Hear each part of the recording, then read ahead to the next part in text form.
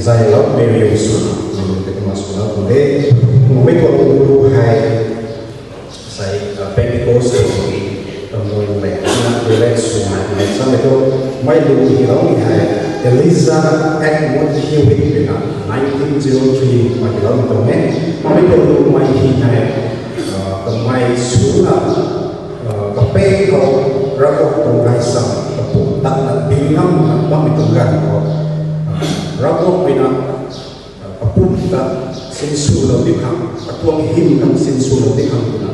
itu mulai semua kita mungkin ani hukum tapat kamu mengkonsen kau bukan kau itu kan tapat kamu mengkonsen ani hukum ras baik baik ni bukan kau baik itu mah itu hilang baik lyrics yang kata salah hilang mungkin ini sedikit kan bukan